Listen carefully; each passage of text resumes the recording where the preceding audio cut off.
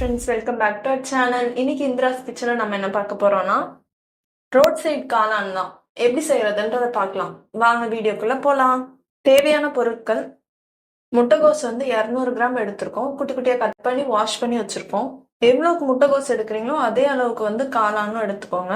அதுவும் கட் பண்ணி வாஷ் பண்ணி வச்சிருக்கோம். 2 வெங்காயம் கட் பண்ணி வச்சுக்கோங்க. 2 தக்காளி கட் பண்ணி வச்சுக்கோங்க. 2 ஸ்பூன் அளவுக்கு இஞ்சி பூண்டு பேஸ்ட் அரைச்சு வச்சுக்கோங்க. கட் பண்ணி வச்ச தக்காளியை நல்லா பேஸ்ட் மாதிரி அரைச்சி வச்சுக்கோங்க. இப்போ ஒரு பவுல் எடுத்துட்டு நம்ம வாஷ் பண்ணி வச்ச கோஸை வந்து இந்த பவுலுக்கு மாற்றிக்கோங்க. காளானையும் அந்த தண்ணியிலேருந்து எடுத்து இதில் வந்து மாற்றி வச்சுக்கோங்க. 1 கப் அளவுக்கு மைதா மாவு ஆட் பண்ணிக்கோங்க. 1/4 கப் அளவுக்கு கார்ன்ஃப்ளவரு, 1 ஸ்பூன் காஷ்மீர் சில்லி தூள், 1 ஸ்பூன் கரம் மசாலா ஆட் பண்ணிக்கோங்க. அப்புறம் தேவையான அளவுக்கு உப்பு ஆட் பண்ணிக்கோங்க. இப்போ இது எல்லாமே நல்லா மிக்ஸ் பண்ணிக்கோங்க. ஃபர்ஸ்ட் பார்க்க வரன்னு இருக்கும். அதுக்கப்புறம் கொஞ்சம் கொஞ்சமாக அந்த தண்ணி இறங்க இறங்க கொஞ்சம் அது வந்து கெட்டியாயிடும். இந்த மாதிரி ஒரு பதத்துக்கு வரும்போது இப்போ பேன் வச்சு இதை ஃப்ரை பண்ணி எடுத்துக்கலாம். பேன் வச்சுட்டு தேவையான அளவுக்கு எண்ணெய் ஊற்றிக்கோங்க. அதில் கொஞ்சம் கொஞ்சமாக இதுலேருந்து எடுத்து பக்கோடா மாதிரி அதை வந்து ஃப்ரை பண்ணி எடுத்து வச்சுக்கோங்க. இந்த மாதிரி போட்டு ஃப்ரை பண்ணிக்கோங்க. ரொம்ப டீப் ஃப்ரை வேண்டாம். ஓரளவுக்கு இருந்ததுன்னா நம்ம அதுக்கப்புறமா எப்படியும் வந்து அதை பிரேக் பண்ணிட்டு நம்ம போடுவோம். ஸோ அதனால காளான் வந்து கொஞ்சம் ஈஸியாக வந்து வேகிறதுக்காக தான் இந்த மாதிரி மெத்தட்.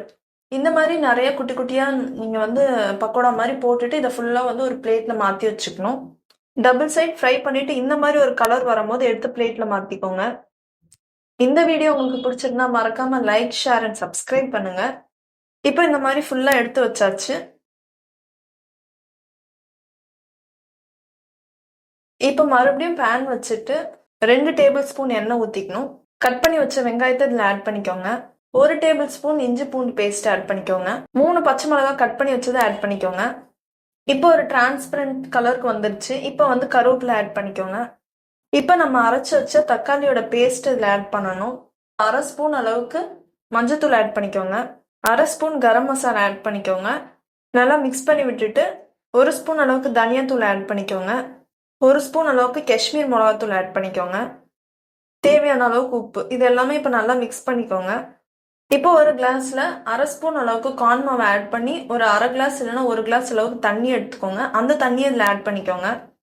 அதை ஆட் பண்ணி முடிச்ச அப்புறமா நம்ம வந்து பக்கோடா மாதிரி போட்டு வச்சிருந்தோம். அதை கொஞ்சம் கொஞ்சமாக பிரித்து சின்ன சின்னதாக ஆக்கிட்டு அதை வந்து இதில் போட்டு மிக்ஸ் பண்ணி விட்டுருங்க. இப்போ நமக்கு ரோட் சைட் காளான் ரெடி ஆயிடுச்சு. ஒரு வெங்காயத்தை குட்டி குட்டியாக கட் பண்ணி வச்சுக்கோங்க. கொஞ்சமாக கொத்தமல்லி எடுத்துக்கோங்க. வெங்காயத்தை இதில் போட்டுட்டு மிக்ஸ் பண்ணிட்டு கொஞ்சமாக கார்னிஷ் பண்ணுறதுக்காக கொத்தமல்லி ஆட் பண்ணிக்கோங்க. நீங்களும் ட்ரை பண்ணி பாருங்க. நெக்ஸ்ட் வீடியோவில் பார்க்கலாம்.